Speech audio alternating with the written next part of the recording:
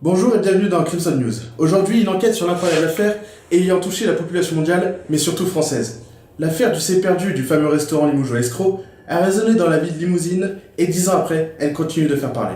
Aujourd'hui, nous remettons en lumière quelques éléments pour tenter de rétablir la vérité. C'est un reportage signé Denis Dussou pour Crimson News. Escroc est connu pour son ambiance décalée et surtout pour ses croque-monsieur qui en ont fait fondre plus d'un. Seulement 10 ans auparavant, un événement sans précédent l'a frappé de plein fouet, le C de Escroc est volé. Le restaurant fut alors désarmé et engagea une procédure musclée afin de retrouver son précieux sésame. Interpol se charge de l'affaire et commence donc un casse-tête chinois. Je sais que les prochaines années seront cruciales concernant le futur de notre organisation. Comme je l'ai dit plus tôt, je vous assure que je donnerai le meilleur de moi-même pour répondre aux attentes. À l'origine de ce drame, Stéphane Barrault, un journaliste du journal régional Le Populaire qui publie un article sans ce fameux C. Il nous raconte aujourd'hui son histoire. Vous savez, je pense que personne n'était préparé à ça. Personne. Encore moins moi. Je suis journaliste, je sais écrire le mot escroc. Parce que c'est si frais dans mon esprit, cette erreur m'a coûté ma vie entière. J'ai été considéré coupable, j'ai encouru 10 ans de prison avant de pouvoir sortir. Ça détruit un homme. Ça détruit un homme et tout ça sans aucune preuve de ma culpabilité. Bon Stéphane, t'as rangé ta chambre? Je passe à la télé là! Juste si vous pouvez couper ce montage s'il vous plaît. L'influence qu'a ce restaurant sur la société est inimaginable. Ce jour-là, le 1er décembre 2018, à 17h54 exactement, Stéphane Barrault sort l'article « Si Limoges n'a pas encore de bar dédié, la soupe est tendance, voire carrément branchée ».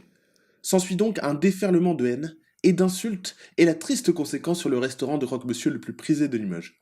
Le C disparaît alors de toute communication, et notamment du logo lui-même. Je ne suis pas forcément fan des croque-monsieur, mais je peux vous dire que cette affaire a fait trembler nos bureaux. J'étais assigné à l'affaire, mais je ne le sentais pas. Heureusement, on a vite trouvé le coupable. Mais le C, quant à lui, n'a jamais été retrouvé. C'était une affaire assez simple. On a un coupable idéal, une preuve concrète, c'est suffisant. Mais il n'a jamais voulu avouer, et il s'en sort aujourd'hui. C'est dégueulasse. Dégueulasse. C'est dégueulasse. C'est dégueulasse. Comme nous l'a dit notre contact d'Interpol, c'était une affaire évidente. Seulement, le C court toujours. De nombreuses personnes et témoins du drame ont été entendus, comme Chris Tohan, qui serait la personne à l'origine du concept de restaurant de croque-monsieur, avant Escroc. Aujourd'hui, il se confie à nous. Escroc, de fief et voleur. Et des voleurs qui se font voler, ce n'est que le juste retour des choses. Ce concept de croque-monsieur, ça fait des années que je le prépare. Et ils arrivent comme un cheveu sur la soupe et raflent tout. Tout, je vous dis. De vraies punaises. Mais je dois avouer que celui qui a fait ça a fait un véritable coup de génie. Regarde-les maintenant, ces escrocs. Ils se sont fait escroquer. Je n'aimerais pas que ça m'arrive, mais c'est pas plus mal.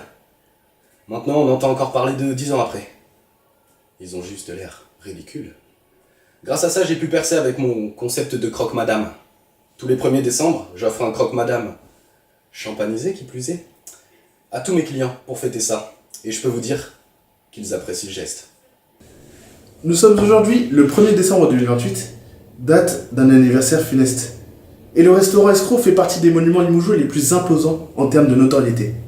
Leur image a pris un sacré coup il y a 10 ans et pourtant l'affaire est encore d'actualité.